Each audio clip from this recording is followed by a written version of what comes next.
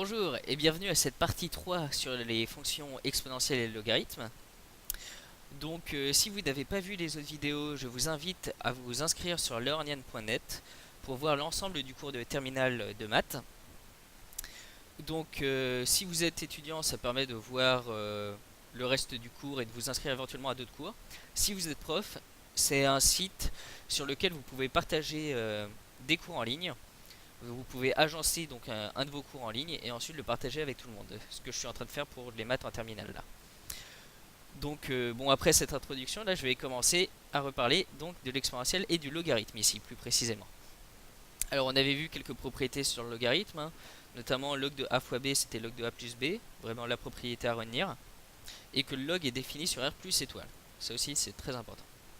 Alors petit théorème, la fonction logarithme est dérivable sur r plus étoile, et pour tout x appartenant à r plus étoile, on a la dérivée du logarithme, c'est la fonction 1 sur x. Donc log de x' égale 1 sur x. Euh, alors, ici ils font une démonstration pour montrer ça, parce qu'en fait ici ils sont partis du fait que le logarithme était l'inverse de l'exponentielle. Vu que une manière qui est sûrement plus simple de montrer l'existence de l'exponentielle, c'est d'abord définir le logarithme comme l'intégrale de la fonction 1 sur x entre 1 et x, et d'ensuite définir la réciproque qui elle est l'exponentielle, et de faire tout finalement dans l'autre sens.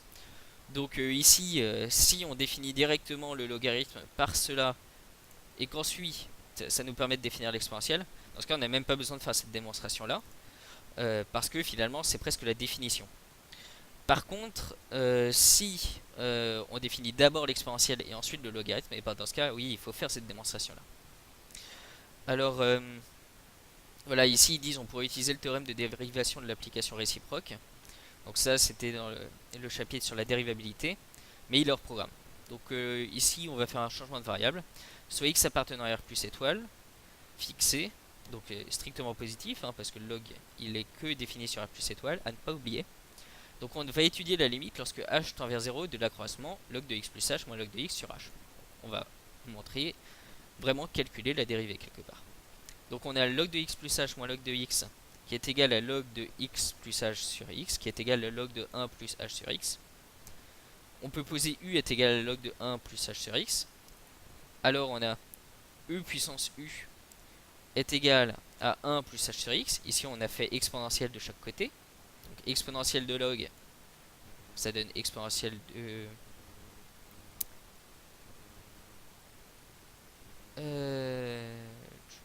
Attendez que je raconte pas de bêtises. U est égal à log de 1 plus... Ok, donc exponentielle de u, c'est bien égal à ceci. Et c'est égal à exponentielle de ceci. Voilà, et exponentielle de ceci, c'est égal à 1 plus h sur x. Parce que exponentielle de log, ça se supprime, x sur x, ça fait 1, et h sur x, ça fait h sur x. Donc on a bien exponentielle de u est égal à 1 plus h sur x. Et donc h est égal à x fois e puissance u moins 1. La fonction ln est continue en 1. Donc on a limite lorsque h tend vers 0 de ln de 1 plus h sur x est égal à log de 1 qui est égal à 0. Donc lorsque h tend vers 0, u tend aussi vers 0. On peut donc écrire limite lorsque h tend vers 0 de l'accroissement moyen.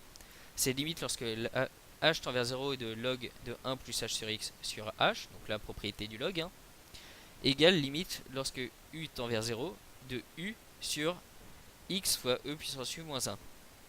Or, on sait que limite lorsque u tend vers 0 de e puissance u moins 1 sur u, c'est limite lorsque u tend vers 0 de e puissance u moins e puissance 0 sur u, c'est qui fait la dérivée de l'exponentielle en 0. Ça c'est bien la définition de la dérivée en 0, ce qui est égal à 1. Donc limite lorsque h tend vers 0 de log de x plus h moins log de x sur h, c'est bien 1 sur x, parce qu'ici on avait le 1 sur x. Alors, la fonction ln est strictement croissante sur r plus étoile. Alors ça, si on regarde à nouveau le dessin de notre fonction logarithmique, ça doit être évident.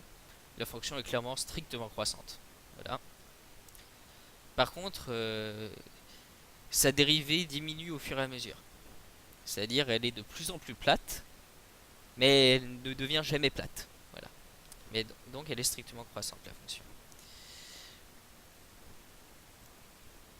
Alors ça se traduit par log de x plus petit.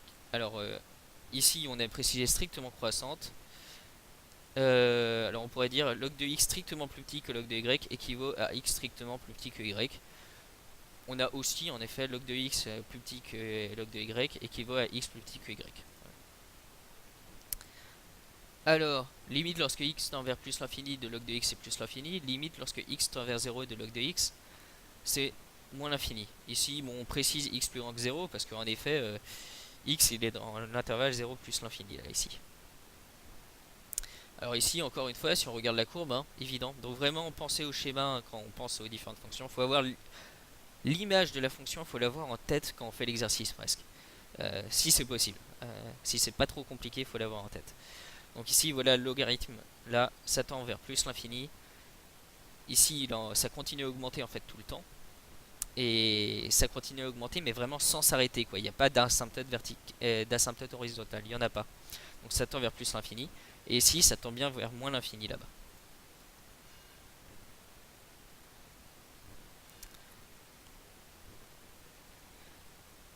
Alors, quelques limites du logarithme.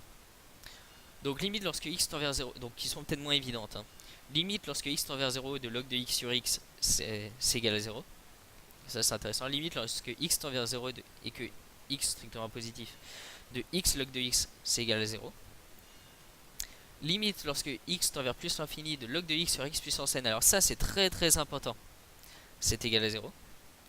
Alors ça, pour tout n appartenant à n, en fait c'est même vrai pour tout n strictement positif, je pense.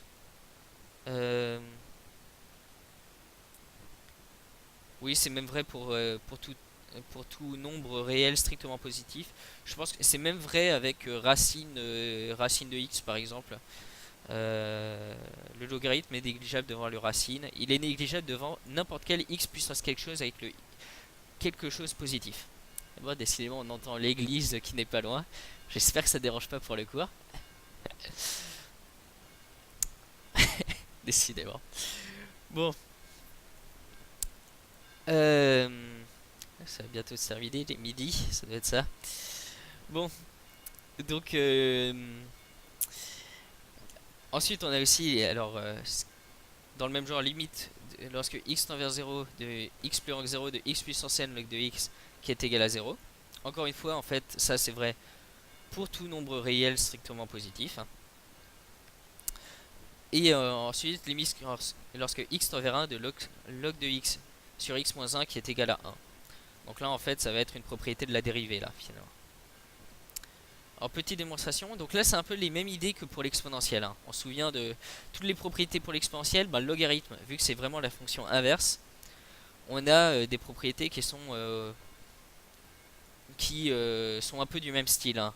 Sur l'exponentielle, on avait limite de exponentielle de x sur x puissance n quand x tendait vers plus l'infini qui était égal à plus l'infini. Là, à la place, ça va être 0. Enfin, bon, le plus l'infini, mais enfin, il y a des ressemblances, quoi, en tout cas, entre les formules. Alors, on va d'abord établir le résultat pour limite lorsque x tend vers plus l'infini de log de x sur x est égal à 0. Alors, première méthode, on connaît les limites connues de l'exponentielle. Donc, on a vu que limite lorsque x tend vers plus l'infini de exponentielle de x sur x, c'est plus l'infini. D'où en inversant, limite lorsque x tend vers plus l'infini de x sur exponentielle de x est égal à 0. On peut poser grand x est égal à exponentielle de x. Lorsque x tend vers plus l'infini, grand x aussi. La limite ci-dessus s'écrit alors limite lorsque x tend vers plus l'infini de log de grand x sur grand x est égal à 0.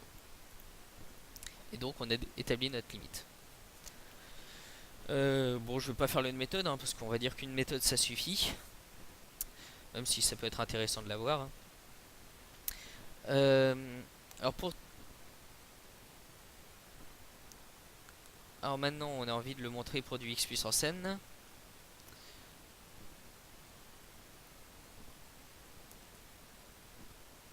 Donc ici il faut une autre méthode. Alors du coup on a limite lorsque x tend vers plus l'infini de log de x sur x puissance n.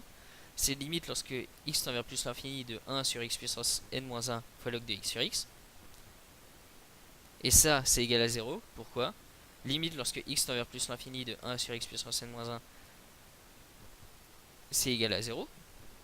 Alors si n est juste strictement positif, c'est un peu plus subtil parce que n pourrait être entre 0 et 1. Et dans ce cas, on pourrait pas dire ça. Mais pour n strictement plus grand que 1, ça, cette démonstration-là, elle marche. Si n était entre 0 et 1, il faudrait faire autrement. Voilà. Bon, je vais m'arrêter là pour ça. Alors, corollaire pour toute fonction polynôme p de degré supérieur ou égal à 1, on a limite lorsque x tend vers plus l'infini de log de x sur p de x est égal à 0. Bah, en effet, p de x va forcément quelque part euh, au moins dominer le polynôme x, parce que p est au moins de degré 1. Donc clairement, log de x sur le polynôme va tendre vers 0. Alors, voilà. Donc dans l'idée, voilà, notons n le degré de p, on a de p de x qui est égal à quelque chose comme ça. Donc, chaque limite de log de x sur un an x puissance n, ça tend vers 0. Voilà. Donc la somme va tendre vers 0. Donc on sépare chaque x puissance n, chaque terme en x puissance n du polynôme, et on montre que log de x sur ce terme là, non, je raconte des bêtises. Non, je raconte des bêtises. C'est juste qu'en fait, on n'a pas le droit de faire ça en plus. C'est juste, on va prendre le plus grand terme, le terme en an x puissance n. Ce terme, log de x divisé par ce terme-là, ça tend vers 0. Or, notre polynôme, il va être en fait équivalent à ce terme-là, au bout d'un certain rang. Donc en fait, il suffit de le calculer pour celui-là.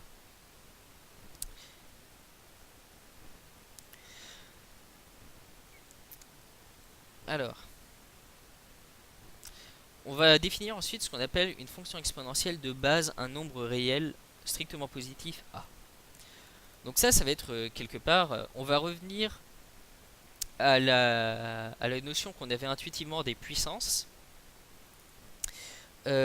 puissance d'un nombre. Sauf que ici, ça va nous permettre d'étendre ça à non pas seulement des puissances entières, mais aussi des puissances avec des nombres réels. C'est ça qui va être intéressant. Donc soit a un réel strictement positif, on appelle fonction exponentielle de base a, la fonction f de a, notée souvent exp avec petit indice a, définie sur R par c'est exponentielle de x fois log de a. On remarque, imaginons que x appartient à z. Dans ce cas, on a fa de x qui est égal à a puissance x. Parce qu'en fait, il faut vraiment retenir a puissance x, c'est la même chose que exponentielle de x log de a. En fait, la définition, je dirais, de exponentielle de x, c'est exponentielle de x log de a. C'est vraiment une définition plus complète quelque part que le a fois a qu'on utilise de manière générale de base avant de voir l'exponentielle. Alors pourquoi est-ce que ça marche? Parce que si on fait log de a puissance p, ça fait p log de a.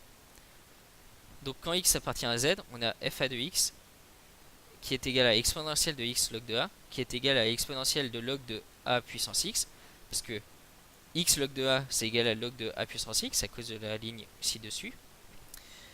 Et donc ça, c'est égal à a puissance x. Donc on a exponentielle de x log de a qui est égal à exponentielle de log, les deux s'annulent, de a puissance x. Donc on a bien a puissance x qui est égal à exponentielle de x log de a. Donc à chaque fois se souvenir, le terme qui est dans, enfin le terme qu'on met en exponentielle, le terme qui est dedans quelque part, lui il passe au log, et le terme qui est en exposant lui passe en facteur. Donc c'est exponentielle de x, le terme en facteur, en puissance, log de a, le terme qui était dedans. Et donc bon, souvent on note ça a puissance x, hein, mais a puissance x désigne en fait exponentielle de x log de a lorsque x n'est pas un nombre relatif et juste un nombre réel. Alors par exemple, 2 puissance x, on peut maintenant tracer la fonction 2 puissance x. Donc quand on aura des antirelatifs sur z, bah, ça fera 2 puissance 0, 2 puissance 1, 2 puissance 2, c'est-à-dire 4 et compagnie, et ainsi de suite. 2 puissance 3, c'est-à-dire 8, 16, 32, 64, 68, 256, et on continue. Et ça en fait c'est égal à exponentielle de x log de 2. Voilà. Donc règle de calcul, hein. Alors ça va découler vraiment du calcul intuitivement, donc je vais pas le redémontrer parce on commence à avoir fait pas mal d'exos un peu dans le genre. A puissance x plus y, c'est a puissance x fois a puissance y. Donc ça c'est assez intuitif, hein, ça conserve les propriétés qu'on avait sur les nombres relatifs. A puissance x moins y, ça continue à être a puissance x fois divisé par a puissance y. Donc en fait, il faut vraiment se souvenir que c'est exponentielle de log de a, enfin exponentielle de x plus y fois log de a. Donc exponentielle de x plus y fois log de a, c'est bien exponentielle de x log de a fois exponentielle de y log de a. Donc on obtient ça. Et donc ça découle vraiment directement des propriétés de l'exponentielle et du logarithme. Donc a puissance moins x fois a puissance x c'est égal à 1. Ça découle de la première propriété. A puissance x puissance y, c'est a puissance x fois y. Donc ça c'est exponentielle de y fois log de exponentielle de x log de a. Donc on voit qu'en fait on a un exponentiel de log quelque part qui s'annule dans notre calcul. Donc ça nous fait du exponentiel de yx log de a. A puissance x fois b puissance x, ça fait ab puissance x. Et a puissance x sur b puissance x, ça fait a sur b puissance x. Donc là vraiment se souvenir, c'est les mêmes règles que pour les nombres relatifs. Et sinon, au pire, si vous avez un doute, vous pouvez repasser à l'exponentielle log de a. Et vraiment, se souvenir de ça, en cas de doute, c'est la meilleure définition de a puissance x. C'est vraiment exponentielle de x log de a. Donc vraiment, en cas de doute, repassez à ça. Donc normalement, les calculs sur les exponentielles et les logarithmes, ça doit devenir intuitif. Et donc, du coup, en repassant à l'exponentielle de x log de a, ça doit revenir de façon intuitive. Donc quelques propriétés, encore une fois ça va être un peu dans le même style que pour les exponentielles. Si a est strictement plus grand que 1, limite lorsque x tend vers plus l'infini de a puissance x, c'est plus l'infini. Ça c'est assez intuitif parce que imaginons que a est strictement plus grand que 1, ben a fois a c'est encore plus grand, a fois a c'est encore plus grand. En fait c'est même pour x anti-relatif ça nous fait une suite géométrique qui a une raison strictement plus grande que 1, donc ça tend clairement vers plus l'infini. Limite lorsque x tend vers moins l'infini de a puissance x, c'est 0, parce que c'est 1 sur a puissance un nombre positif qui lui tend vers plus l'infini. Donc 1 sur a puissance moins x. Donc ça tend bien vers 0. Si a est entre 0 et 1, alors limite lorsque x tend vers plus l'infini de a puissance x, c'est 0. Parce que là c'est un nombre plus petit que 1, enfin entre 0 et 1, donc plus petit en valeur absolue que 1. Ben, au fur et à mesure, ça nous fait une suite géométrique, mais avec une raison dont la valeur absolue est plus petite que 1. Et donc, quand x est un entier relatif, en tout cas, ça tend clairement vers 0. Et puis bon, par stricte monotonie, on pourrait voir qu'en fait, du coup, ça marche pour n'importe quel x. Et limite, lorsque x tend vers moins l'infini de a puissance x, bon bah ça découle, hein, c'est pareil, c'est à nouveau, c'est du 1 sur a puissance moins x. Et donc ça découle de la propriété ici, c'est l'opposé, c'est plus l'infini. Si a est égal à 1, dans ce cas on est à limite lorsque x tend vers plus l'infini de a puissance x, bon bah c'est 1 puissance x, et qui est égal à la même chose quand x tend vers moins l'infini, qui est égal à 1. Voilà. Donc une autre manière de voir, ça serait que ça c'est égal à exponentielle de x log de 1. Log de 1 ça fait 0, donc ça fait exponentielle de 0, et donc ça fait forcément 1. Donc propriété, si a est strictement positif, a puissance x sur x ça tend vers plus l'infini en plus l'infini. Et si a est entre 0 et 1, a puissance x sur x ça tend vers moins l'infini lorsque x tend vers moins l'infini. Je ne vais pas rentrer dans les démonstrations parce qu'encore avec les exponentielles ça se fait assez bien. Alors, bon ça peut être intéressant. Donc surtout en physique, ça arrive de temps en temps qu'on ait des dérivés un peu de cette forme-là. En exponentielle un peu moins souvent, mais en logarithme un peu plus souvent. Donc soit une fonction dérivable sur un intervalle i. La fonction dérivée définie par e puissance u est dérivable sur i, et e puissance u prime, c'est u prime fois exponentielle de u. Si de plus u est strictement positif sur i, alors la fonction définie par log de u est dérivable sur i, et log de u prime, c'est u prime sur u. Donc ça, normalement, on en avait déjà parlé dans les dérivés de fonctions. Et en fait, c'est vraiment la formule de la composée d'une dérivée. C'est-à-dire exponentielle de u', la fonction qui est à l'intérieur, je la dérive et je la mets en facteur à l'extérieur, donc ça me fait du u'. La fonction qui était à l'extérieur, ici c'était l'exponentielle, je la dérive, ça nous fait exponentielle, parce que la dérivée d'exponentielle ça reste l'exponentielle, et ensuite je la compose, donc, enfin ensuite je compose par u. Donc ça fait u' fois exponentielle de u. Pareil pour le logarithme, ici je dérive la fonction à l'intérieur, ça fait u', donc ça fait un terme en u' fois quelque chose d'autre. Ensuite, je dérive le logarithme, ça fait 1 sur, et j'applique ça à u de x, donc ça fait 1 sur u. Donc c'est u' sur u. Donc celui-là, vraiment à retenir, parce que on a assez souvent en physique des variables qui peuvent être, par exemple, dérivées de la température sur la température elle-même, ou des choses comme ça. Donc on peut avoir du dt sur t, ou des trucs comme ça. Donc en physique, ça peut être intéressant. Mais donc, encore une fois, c'est la règle de la dérivée de la composée, hein. En fait, au fond, il faut vraiment retenir la dérivée de la composée.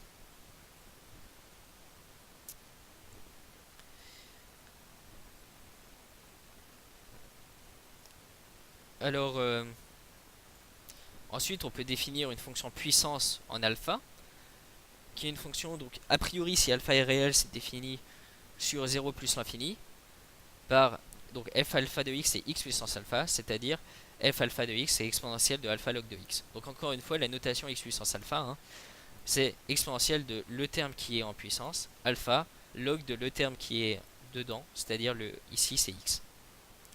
Donc voilà. Donc par exemple, on peut définir x puissance pi, ce qui ferait exponentielle de pi log de x. Pourquoi pas.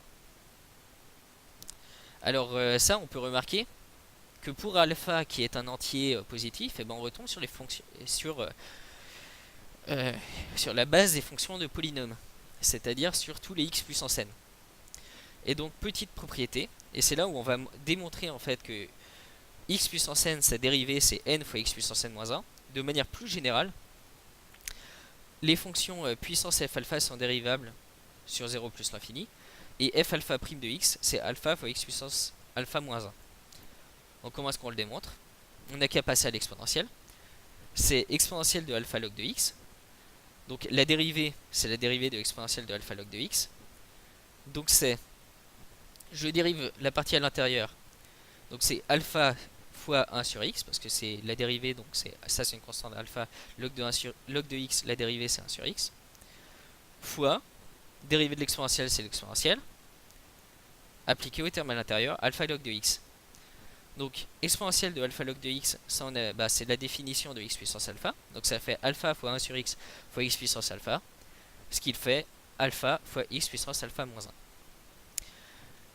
Et donc là, quelque part, on retrouve vraiment, mais pour n'importe quel nombre réel, quelque part, la dérivée d'un polynôme en x puissance n, c'est n fois x puissance n moins 1. Ici, c'est la dérivée de x puissance alpha, c'est alpha fois x puissance alpha moins 1. Alors par exemple, on peut déterminer, donc, on peut prendre les fonctions racine énième. Alors ce qu'on va appeler racine énième, pour un nombre réel, ça va être si j'ai un nombre un nombre a, une des racines énièmes de a, ça va être en fait la racine énième de a, ça va être a puissance 1 sur n. Donc par exemple racine carrée de a, donc racine carrée en fait ça désigne la racine deuxième, c'est a puissance 1,5, et c'est ce qu'on note racine de 1,5. Racine cubique, c'est a puissance 1 tiers, et c'est ce qu'on note racine avec un petit 3. Alors on note ça comme ça, racine énième, on le note comme ça. Racine énième de x, c'est le nombre de x tel que x puissance n est égal à y. Alors c'est le nombre... c'est le nombre tel que... Enfin, il faut aussi quand même que racine de x... voilà, et il faut aussi que y soit strictement positif. Alors bon, dans les nombres complexes, un nombre admet toujours n racine énième, si on est dans le cadre des nombres complexes. Donc ici là on parle dans le cadre des nombres réels, hein, parce que l'exponentielle, le logarithme en fait et l'exponentielle, on les a pour le moment définis dans le cadre des nombres réels. On verra que l'exponentielle ça s'étend assez facilement en cadre complexe, mais le logarithme pas du tout. Le logarithme d'un nombre complexe, Ça peut devenir des maths très compliquées. Par contre, l'exponentielle d'un nombre complexe, ça se fait bien. Donc, ici, la racine énième dans le cadre d'un nombre complexe, on va pouvoir définir ça. Mais il y en aura n. Mais par contre, dans le cadre d'un nombre réel, il n'y en a pas forcément n. Enfin, il n'y en a pas n. Par exemple, racine de 1, dans les nombres réels, sa racine c'est 1. Pourtant, on a quand même moins 1 fois moins 1 qui est égal à 1.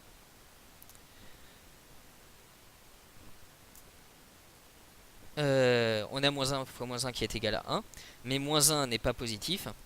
Donc, on ne le prend pas en compte. Dans les nombres complexes, on aurait 1 et moins 1. Et par exemple, si on parle de racine quatrième, on aurait aussi i et moins i, par exemple. Voilà.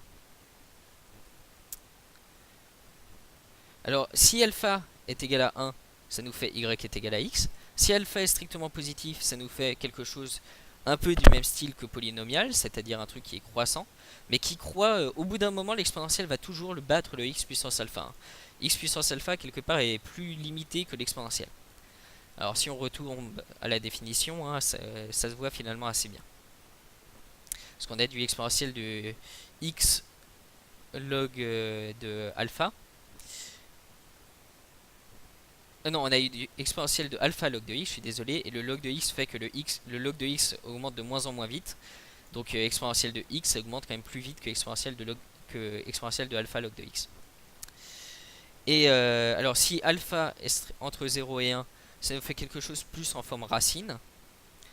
Et si alpha est strictement négatif, dans ce cas c'est plutôt en forme 1 sur x en fait. Donc alpha par exemple dans le cadre de 1 sur x on a alpha qui vaut moins 1. Et donc quelque part, on peut quelque part un peu ranger les fonctions en f puissance alpha, un peu en fonction de leur exposant. Quelque part ici, ça va être les fonctions qui, vers plus l'infini, vont tendre le plus rapidement possible vers plus l'infini. Et ici, on va avoir les fonctions qui, en plus l'infini, donc vont tendre le plus rapidement possible vers 0. Et quand ça va tendre, pour x qui tend vers 0, c'est le contraire. Quand x tend vers 0, ces fonctions-là vont tendre le plus rapidement vers 0. Et ces fonctions-là vont tendre le plus rapidement vers plus l'infini. Alors, euh,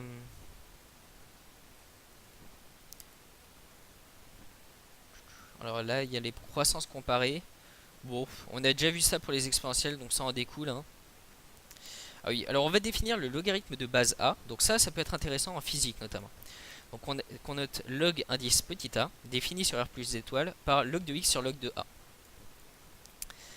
Alors ça va être vraiment intéressant. Parce que on va surtout l'utiliser en fait pour soit le logarithme en base 10, en physique on l'utilise de temps en temps, soit en informatique le logarithme en base 2. Même en théorie de l'information, le logarithme en base 2 on peut l'utiliser éventuellement. Je crois. Je suis pas sûr parce que j'en ai pas tellement fait. Mais alors, quelle est l'idée derrière ça? C'est que, imaginons ici, on note par exemple logarithme en base 10 de 10, ça va être égal à quoi? Ça va être égal à log de 10 divisé par log de 10, ce qui sera égal à 1. Donc en fait, ce qui est vraiment intéressant, c'est en base A, le logarithme en base A de A, c'est égal à 1. Donc à la place A puissance n, son logarithme, ça sera n. Ici. Enfin, son logarithme en base A, ça sera n.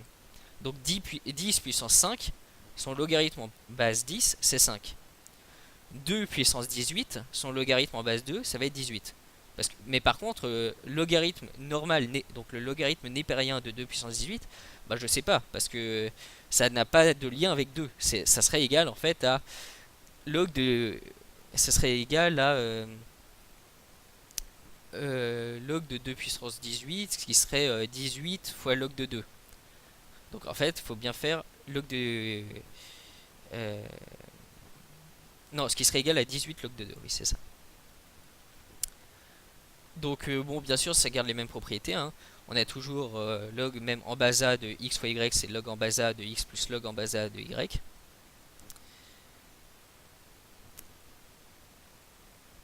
Et maintenant, oui, petit complément. Alors ça va être très utile, surtout quand on va... Alors, en fait, parce qu'il y a un gros lien avec les fonctions cosinus et sinus qu'on verra par la suite avec les nombres complexes. Mais donc c'est une bonne introduction. Si on peut définir les fonctions cosinus hyperboliques et sinus hyperboliques, de temps en temps en physique, elles font apparition de temps en temps en physique, hein. Donc c'est des fonctions qui peuvent être utiles.